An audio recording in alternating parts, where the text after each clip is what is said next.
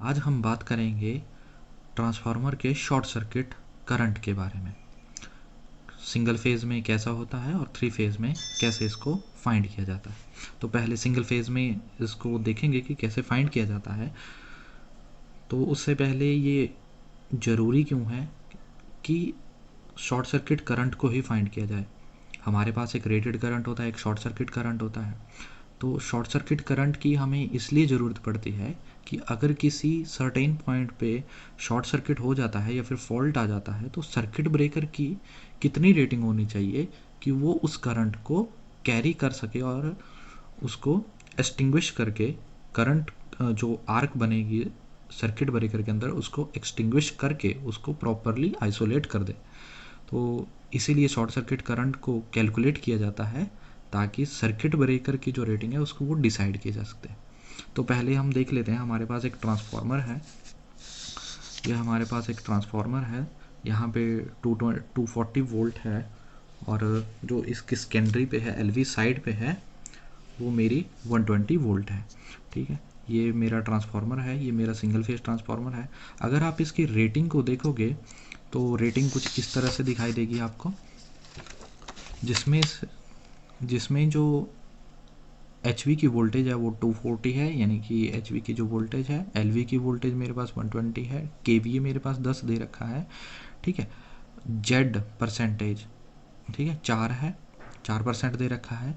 और जो fault current है 83.3% 3 एम्पियर दे रखा है। और जो एच का करंट है वो 41.6 एम्पियर दे रखा है।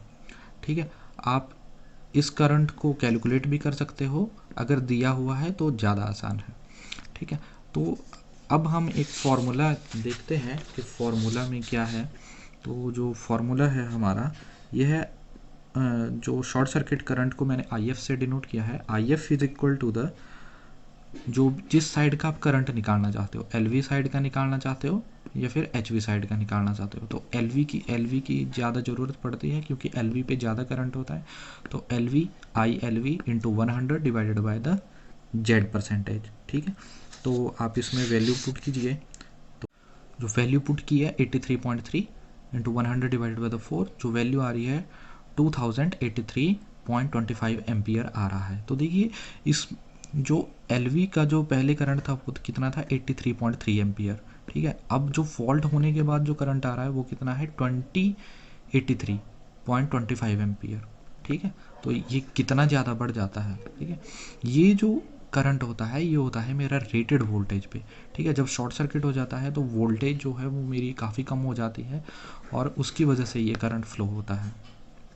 तो जो फॉल्ट आता है तो उससे जो एच का करंट है, ठीक है, जो इस 240 वोल्ट की तरफ जो करंट फ्लो हो रहा था पहले वो 41.6 एम्पियर था जो रेटेड था। ठीक है, फॉल्ट आने पे ये करंट बढ़ के कितना हो जाएगा 1041.5 एम्पियर हो जाएगा। ठीक है, तो वही फार्मूला है, अगर एच साइड पे फाइंड करना है तो यहाँ एच ठीक है, अगर एल साइड पे फाइंड करना है तो L divided by Z percentage into 100। ठीक है, वैल्यूज़ पुट कीजिए, आपके पास करंट आ जाएगा कि फॉल्ट करंट कितना होगा या फिर शॉर्ट सर्किट करंट होने पे वहाँ पे कितना करंट फ्लो होगा। तो इसी तरह अगर हमारे पास थ्री फेज ट्रांसफार्मर है जो जिसकी जो प्राइमरी साइड है ये स्टार में है और जो सेकेंडरी साइड है ये मेरे डेल्टा में है और ये थ्री फेज ट्रांसफार्मर है तो इसमें तीन फेज होंगे आर वाई बी। ठीक है, तो इसकी कुछ रेटिंग दे रखी है, जैसे ये ट्रांसफार्मर की रेटिंग प्लेट पे देखोगे या फिर नेम प्लेट पे देखोगे तो इस तरह से कुछ रेटिंग दिखाई देती है। VHP इसमें दे रखा है हमारे पास 11 kV है। VLV दे रखा है 400V है। ठीक है, 100 kV इसकी रेटिंग है और जो जेड परसेंटेज है वो मेरा 4% में दे रखा है। ठीक है, ये हमारे पास रेटिंग दे रखी है। अगर आप लाइन करंट निकालना चाहते हैं तो निकाल सकते हैं, नहीं तो वो भी रेटिंग प्लेट पे दिया होता है। ठीक है, अगर आप कैलकुलेट करना चाहते हो तो इस तरह से आप कैलकुलेट कर सकते हो इसको। ठीक है, तो S is equal to the √3 VL/IL ये हमारा फॉर्मूला होता है। ठीक है, पावर निकालने का।